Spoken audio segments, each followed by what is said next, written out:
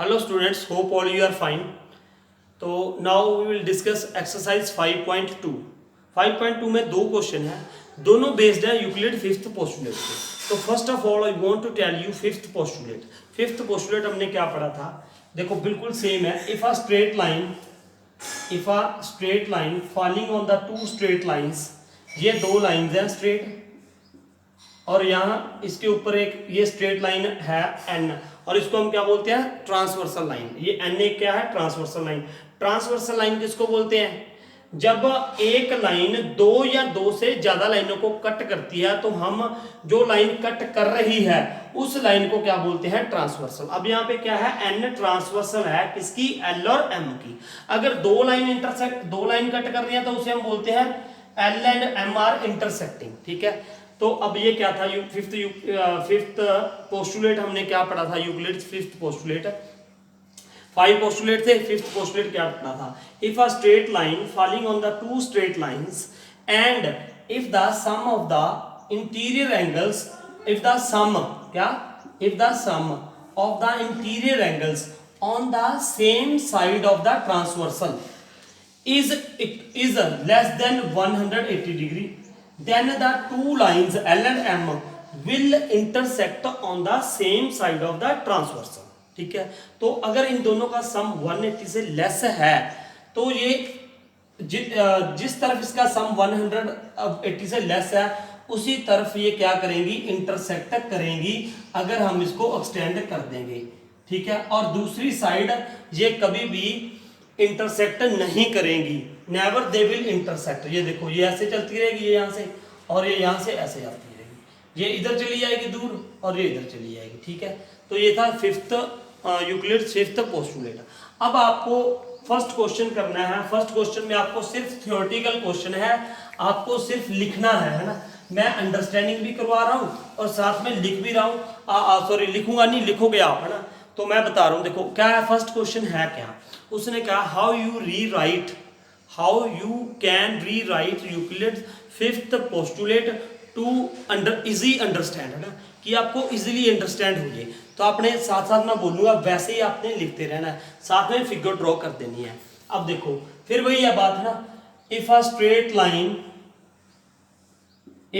Straight line falling on the two straight lines, मान लो n है, ये क्या है, l है. आपने ऐसे लिखना है जैसे मैं वर्डिंग बोल रहा हूं, पहले मैं बोल ही देता हूं. इफ अ स्ट्रेट, आप लिखो if a straight line falling on the two straight lines and if the sum of two interior angles on the same side of the transversal is less than 180 degree, then the two lines will be intersect on the same side of the transversal. Up to this you can write Euclid's fifth postulate, है ना. और साथ में आगे ये लिखना है, ये भी लिख दो कि on the other side they will never intersect. तो यही था अपना फर्स्ट क्वेश्चन का आंसर. आपने ये बना के ये ऐसे लिख देना, है ना. Angle 1 plus angle 2 is less than 180, वो जो आपने लिख तो चुके हो ना. तो ये कभी भी अगर इन दोनों का सम 180 से लेस है तो ये कभी भी इधर इंटरसेक्ट ये इधर ही इंटरसेक्ट करेंगी, है ना. अगर तो कैसे, ये देखो अगर इसको खींच दोगे ऐसे तो ये ऐसे, तो यहाँ पे ये क्या करेगी, इंटरसेक्ट. और यहाँ पे ये कभी भी इंटरसेक्ट नहीं करेंगी, ये इधर चलती रहेगी, ये इधर चलती रहेगी, है ना. ऐसे ये दूर दूर होती रहेंगी, उधर पास होती रहेंगी, इंटरसेक्ट कर देंगी, इधर से दूर होती रहेंगी. तो ये था फिफ्थ फर्स्ट सम, है ना. अब सेकंड सम क्या है, सेकंड भी सुनिए. सेकंड उसने क्या बोला है कि क्या डज, पढ़ो क्वेश्चन को. उसने ये कहा है डज यूक्लिड्स फिफ्थ पोस्टुलेट, है ना, does the Euclid's fifth postulate imply the existence of parallel lines, explain. उसने इसका हिंदी में ये मीनिंग है, क्या यूक्लिड का फिफ्थ पोस्टुलेट है वो हमें इशारा करता है पैरेलल लाइंस की ओर. क्या वो ये कह रहा है कि ये पैरेलल लाइंस के बारे में बात कर रहे हैं. देखो इसमें आपने सिर्फ लिखना ही है, फिर वही बात लिखनी है जो मैंने पहले में बोल लिया है. सिर्फ इसमें 3 केस से बना देने हैं आपने. कैसे, देखो हम ऐसा लिखेंगे, if a straight line falling on the two straight lines, ये स्ट्रेट लाइन होगी n, है ना. If a straight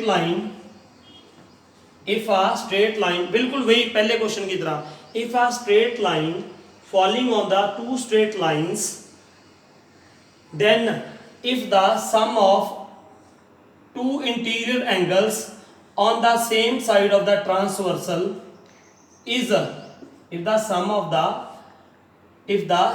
the interior angles on the same side of the transversal is less than 180 degree, then lines will be intersect on the same side of the transversal. And if second case आप ये लिख दोगे, ये first case हो गया, ये second. And if sum of, ऐसे लिख दोगे आप, if sum of interior angles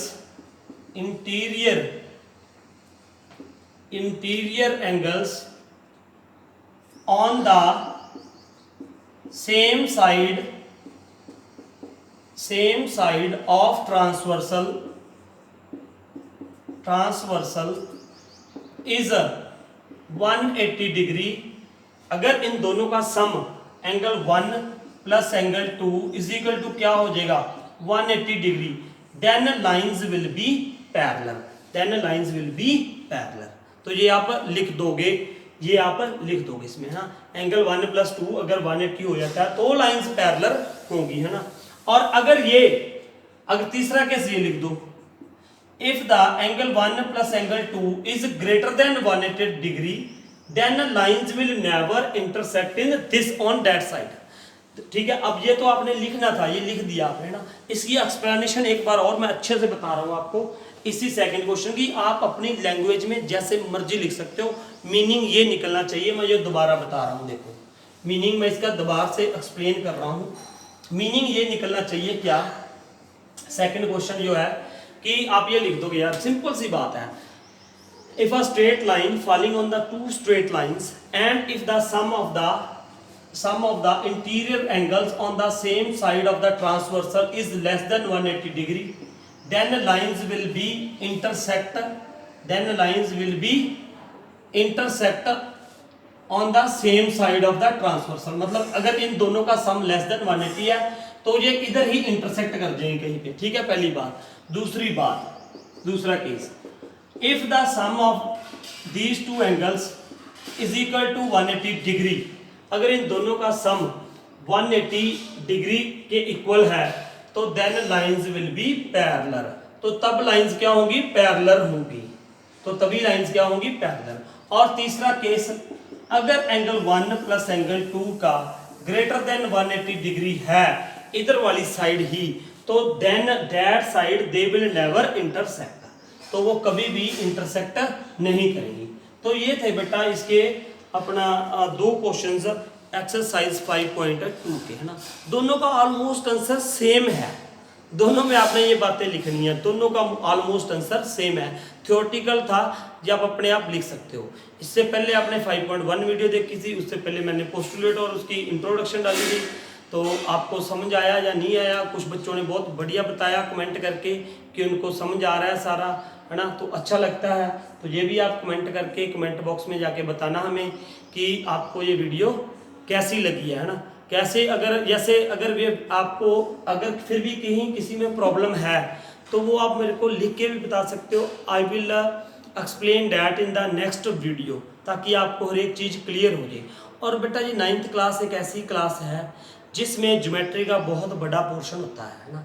अगर आपको वो 9th का पोर्शन ये नहीं आया ज्योमेट्री का, तो आपको आगे बहुत ज़्यादा दिक्कत आती है क्लास 10th में भी, +1 में भी और +2 में. खास करके जिन बच्चों ने आगे अपनी लाइफ में मैथमेटिक्स को अपना कैरियर चुनना है, मतलब नॉन मेडिकल लेना है. So thank you for watching this video.